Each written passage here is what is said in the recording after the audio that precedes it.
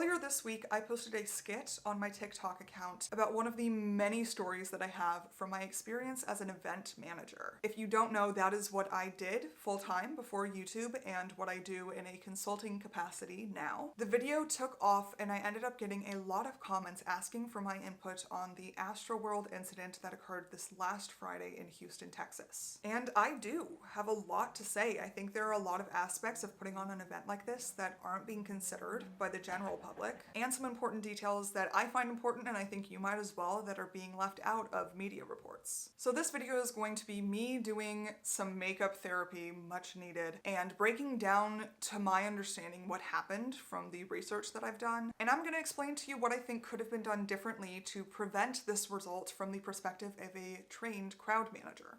Let's jump in. We are going to start by covering the timeline because while media outlets are covering pretty heavily the outcome of this event, the smaller incidents that happened earlier on in the day aren't being very heavily covered, and from an event manager's perspective, I think they paint a pretty clear picture of how we ended up here. So let's do a quick summary of the timeline of this day, start to end, and then we will go back and talk about the details of each part of the timeline and why the day ended up progressing like this. Around 2 p.m., the gates to the venue officially opened and let in the lines of people that had been waiting for hours outside to get in. The venue opening clearly did not go as planned because several people, hundreds actually, rushed one of the main entrances to the event and got in without having to go through security, a metal detector, anything like that, and without having to prove that they had a ticket to the event. No information has been released about how Live Nation's event management team went about securing the venue after this rush happened, or if they even did. If they did anything to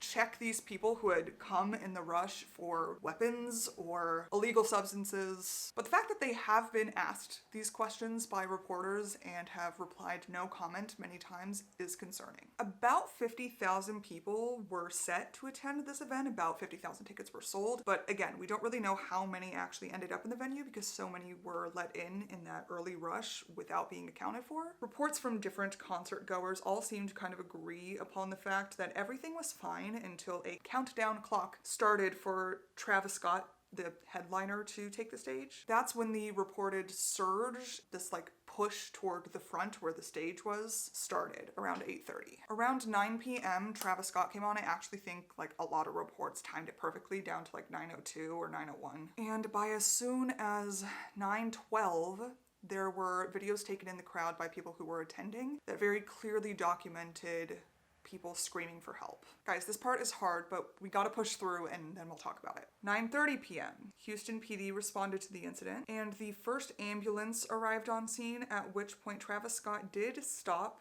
the performance, but it was only for about 60 seconds and then he continued. 9:32. One of the most popular videos that's been circulating the internet is taken of a woman getting up on a platform that's used for audiovisual for the concert, and she talks to a cameraman that is recording for Apple Video. I think it was live streaming the concert, and she tells this cameraman that there is a dead person in the crowd. By 9:38, a mass casualty event was declared by local law enforcement, and it is documented that once this was declared, Live Nation was contacted by the local law enforcement and agreed to shorten the show, but did not make the decision to stop it right there and then. 9:42. Videos that have been posted online since show Travis stopping the concert again to ask security to help someone who had passed out in the crowd. And what's interesting about these videos is that while you can hear Travis talking to security and trying to direct them to this one person, you can audibly hear the crowd chanting over Travis on his microphone to stop the show. At this point, at 9:42, at least 4 people in the crowd had been declared by medical staff to not have a pulse. Now, I'm not saying that's wrong. Obviously, we know that people died, but can you detect a pulse on someone with music like that, bumping in the background? I genuinely do not know. My medic or EMT viewers, let us know if that's possible in the comments, if you've ever had to do that before, how accurate it is. At 9:54, Drake joins Travis on stage, and at 10:11, Travis ended his set. It is possible, I've heard from a few accounts, not necessarily reputable sources, that he cut his set a little short, but speaking from experience, it's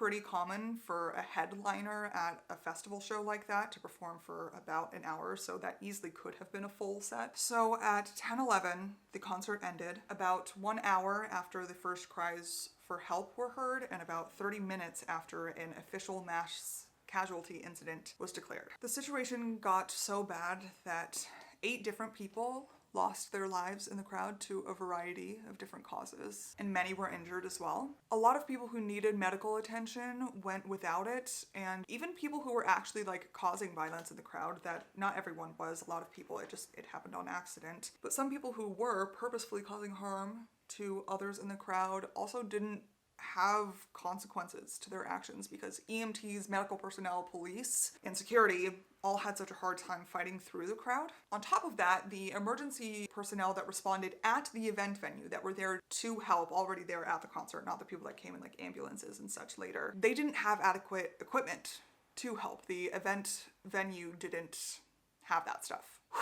I tell you, this makeup therapy is so needed for this one, guys. Anyway, now that we have that timeline kind of established, let's back up to when the concert started. Like I mentioned at the beginning of that timeline summary, there was a rush on one of the main gates around 2 p.m. when they first opened. There is footage of this. I don't want to get a copyright strike by putting it in this video, and also it definitely could be upsetting to some people, so I will link all of the videos that I mention here that I have watched down below if you want to go see them, as well as just my sources for all of this info. I watched 2 different videos specifically that really caught my attention that seemed to have captured this particular like rush on the gates when they first opened from 2 different perspectives. One from the middle of the crowd, it seemed like it was taken by someone who just like pulled out their phone when the rush began and was attending the concert. And one that was from like a further distance away inside the venue, like a good 50 feet away from the big, like the edge of the big rush of this crowd. So I wonder if it was taken by like staff or something, or maybe someone just got in and got out of the way. I don't know. It doesn't really matter who filmed it, but just so you guys are aware of what perspectives I saw this crowd from. When I watched the first video that seems to be from the perspective of someone in that crowd, my mind goes straight to how many people are in dangerously close proximity to one another. The rule of thumb for a standing room only event, meaning no seats or chairs, is about 6 square feet per person. Now that's the rule for inside the event where people are actually going to be gathering to watch the concert, and obviously that number varies based on if it's an indoor event versus an outdoor event, or if the fire marshal who is required to clear the event space prior decides that there are obstacles or anything that warrant requiring more space, more square footage per individual attending. What's particularly concerning about these first few videos that we need to talk about is that I see distinct wave patterns forming in a crowd this size, which I will explain and kind of explore more later in the video. But as a trained crowd manager, there are different wave patterns that we commonly see in crowds. But for a wave pattern to develop in what seemed to be just a group of maybe a couple hundred people waiting outside the venue. They weren't in and attending the concert. They were lining up outside of the entrance to attend the event. There were wave patterns forming in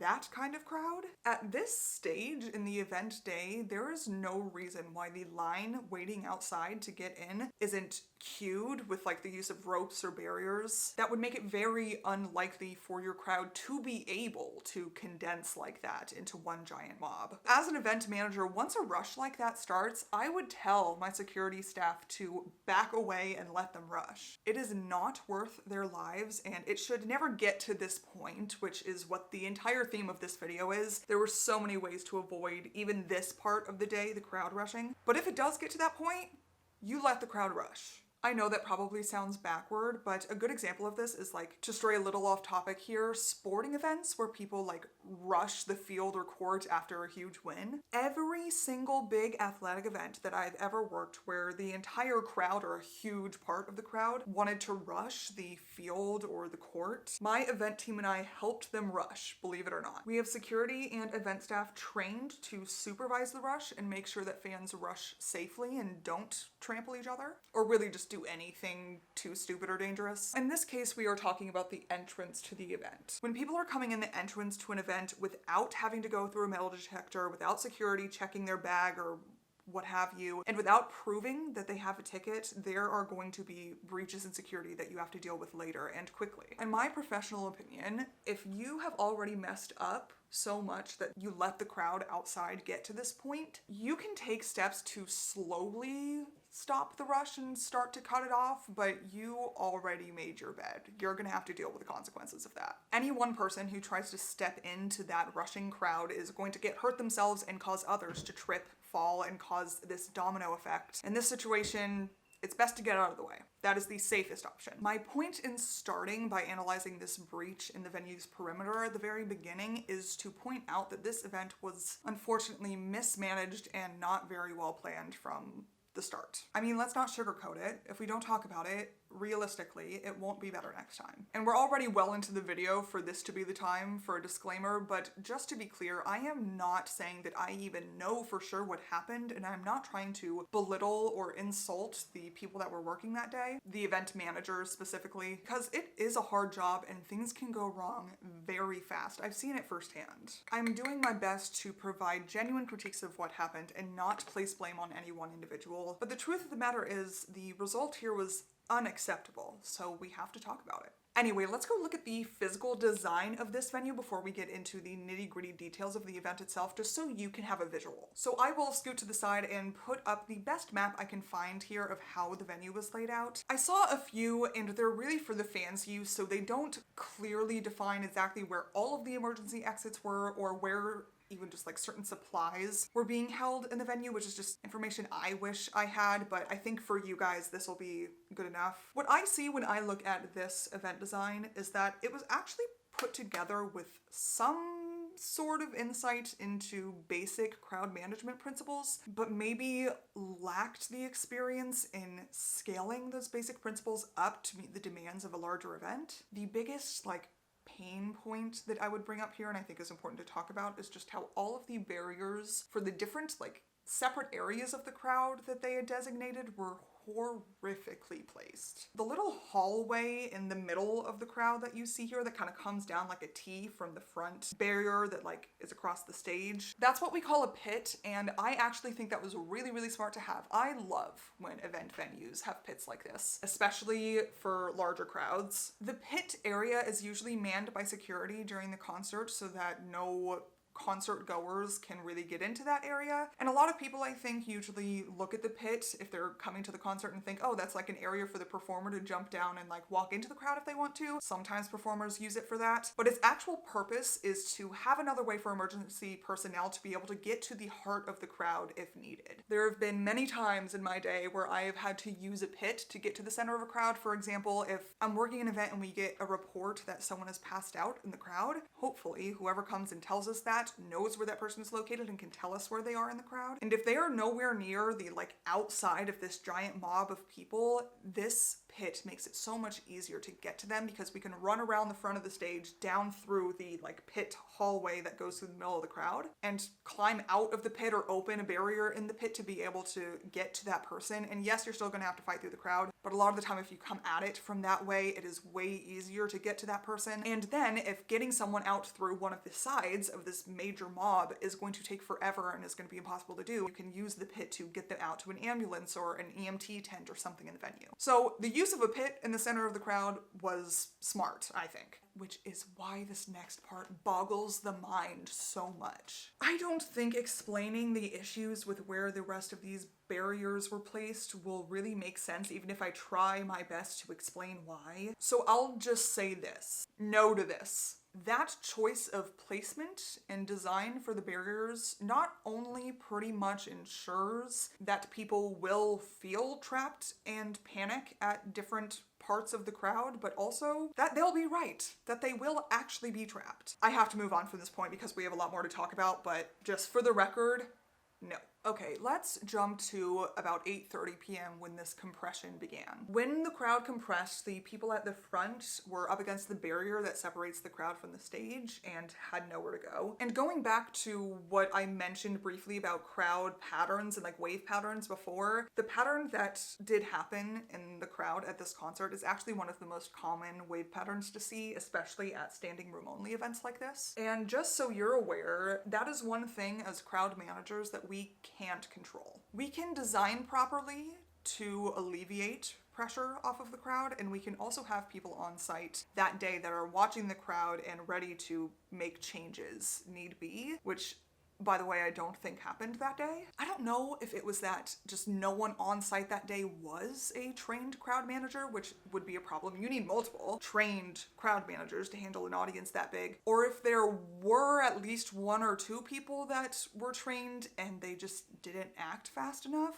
But at the end of the day, my point is event managers can't really control the autonomy of the crowd. All we can do is anticipate it, because it is a very common thing that people will push toward the front of the crowd, especially right before the performance starts or as the performance starts. Part of the danger here is that I don't think, you know, your everyday average Joe that's attending a concert fully understands that the closer people are to one another, the wave pattern of the crowd will get stronger. And what's so dangerous about that is as the wave pattern continues, people continue to get closer and it just keeps snowballing. The closer people are, the more each little movement that anyone makes is amplified throughout the wave. Usually when this is just beginning, we call it crowd sway. It's not a full-on wave, but we start to see little movements kind of echoing and causing a little ripple throughout the crowd, which, if not addressed quickly, will turn into a stronger and stronger wave, and that's when you start seeing people falling on top of each other. Think of it as like an ocean wave, but the water is just people in this circumstance. The physics is at least similar. Now, once a really strong wave forms, people will start to lose their ability to move freely. The amount of air per person decreases over time, and that's when you start to see people panic. There have been some reports of people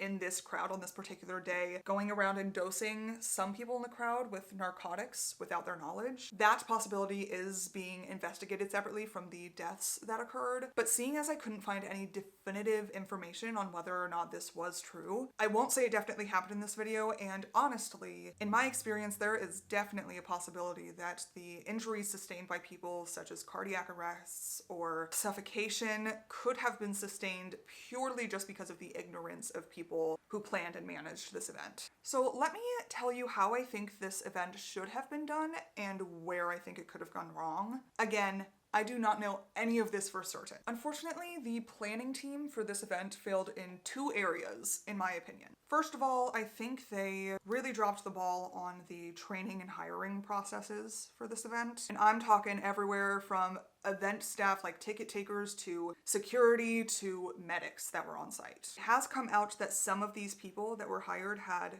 no training. For example, some of the security guards at this event, it turns out, were just random people that were hired, given no training, and basically just given a shirt or polo that said security and told to go about their way. Sorry if the angle just changed a little bit. I had to replace my battery. What I was saying about hiring and training, I think also just applies to the event management staff that were hired for this event. Clearly, whoever was manning this on the event management side was either not trained properly, not qualified when they were hired, or just weren't present. And I'm not going to go over everything that I would have trained my event staff to do that day, but specifically, I always make it abundantly clear to my event staff on my team who was responsible for what on the day of the event. I don't think they did that here. And my second point where I think the planning team really dropped the ball on this one would be that there was just not enough equipment ordered and present for the event to satisfy the demand. Not nearly enough water was present at the event for both the attendees and the staff working. There weren't enough medical supplies to treat people once people started going down. There were, however, a fair number of staff working the event. In my opinion, it was a reasonable amount. They just weren't trained. That was the problem. Now we are getting into some of my just personal opinions regarding this. Still drawing from my experience, but a little less on the professional side and more so just my opinion. A huge part of being the event manager at a massive concert like this is always having your eyes and ears wide open. And while you are observing the crowd so closely, if you do see a situation that is escalating, you have to act quickly. Actually, that is exactly what I would tell anyone who wanted to be an event manager. I would just tell them that one of the most important parts of the job is the ability to act faster than a situation is escalating. If you can't do that with some practice and training, then you are in trouble. Now, to be fair, I know some people who have done this for like 30 years and still don't always make the right choice in the moment. That just comes with time and experience. I definitely don't always make the right choice in the moment, but regardless, they make one. If you've ever worked in like emergency services of any kind, you know what I'm talking about. It's kind of about going with your gut, and the more you do it, like I said, the better you get at kind of figuring out what that situation needs and responding accordingly. If any decision on like how you're going to approach the situation and help the crowd was made by an event manager on site, unfortunately, it was just made way too late to really even act upon or make a difference. But guys, and this really is just my opinion, but let me go off here for a second. This all started because people are dumb. Does that mean they deserve to be hurt? God, no. They are not at fault here. No one in the crowd is at fault here. And if people working on site had done their jobs, all of these people in the crowd would still be safe. But I can't even articulate to you how many people in this world act so differently when they are in a crowd. I'm not trying to scare anyone, and if you come to an event that is well managed, then you'll be okay because there are people like me that are getting paid to make sure that you're safe and looked after. But for your safety, because I really care about you guys, I want you to be aware of the reality. And the reality is an astonishing amount of people enter a crowd like that at a concert and think that means that they are invisible and can do whatever they want. And again, as an event manager, I know to expect that depending on like the performer, like certain performers bring in certain kinds of crowds that are either just like younger and therefore more rowdy or whatever, you know? And so the nature of this crowd did play into how the day progressed. And I only say that because there are reports of people harming others in the crowd. Unfortunately, this situation and many others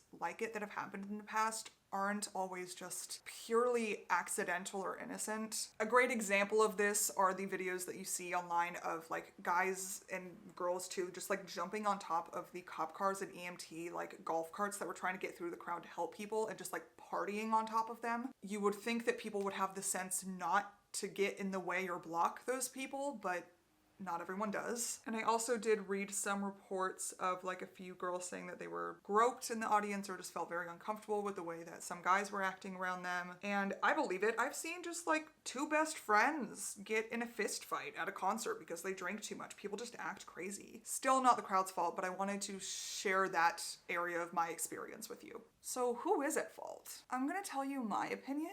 I definitely think that Travis Scott is at least partially responsible, but hear me out. I personally, and it is completely okay if you disagree with me, don't think he is even like shares the majority of the responsibility in this case. I do think that performers are responsible for their fans' safety at an event to an extent, but I would say his biggest crimes here are the things that he said to incite his crowd to start acting more wild than they already were, telling them to run toward the like barrier at the front. God, he is not the only artist that does that. I've seen people do that at concerts that I've managed before, and it drives me nuts because I hear that and I go, well, now I'm going to be getting medical calls. Thank you. I think that's really irresponsible, and I do think that the onstage talent carries the responsibility for the mood and energy of the crowd, if that makes sense. Now, should people be able to think for themselves and not just do anything that the person on stage tells them to do, like rushing the barrier? Yes. But that doesn't change the fact that I think onstage talent does carry some responsibility in that way. The only reason why I say that I don't think Travis Scott, like, even shares the majority of the responsibility here is because at the end of the day, ask yourself, who here was being paid to do the job of keeping people safe? Travis Scott was, you could argue, being paid to create a certain atmosphere or maintain a certain atmosphere, and he failed at that. But the event managers on site were the ones that were literally getting paid. That was their only job, to keep the people in that venue safe. And the event planners, who are different than event managers are there day of to make sure the plan is executed properly and everything goes according to plan and respond if things are going off track. Event planners plan and prepare and make sure that all of the resources that people the day of need to be able to do their job and make sure the plan happens are there. Paid for, make sure that they arrive, that kind of thing. I think people on both the event planning and event management teams for this event really messed up. And at the end of the day, like I said, I don't think we even need to necessarily blame specific people. I think we need to be blaming Live Nation for their lack of training when it came to their staff. The fact that the majority of their staff weren't even vetted, weren't qualified for the roles that they were filling that day. That's what I think. And that is coming from the perspective of someone who knows that job, and I'm not saying that every event isn't different. Every event that I have ever managed is different and challenging in its own way. You never know what you're gonna get when you are walking into an event. So in some ways, it is a job that is impossible to prepare for. But even so, I would argue that the event teams that I have worked with in the past, like the strongest teams I've ever worked with, could have easily handled this situation and stopped it from ever getting to this point. I don't know, guys. That's just what I think. That, my friends, is the, believe it or not, shortened version of what I have to say about this. 8 people died in this incident and over 300 in the crowd were severely injured and had to be hospitalized. Multiple people had cardiac arrests, and as is not widely known, the result of a lot of the deaths was, in fact, not a stampede or like crushing, but of suffocation.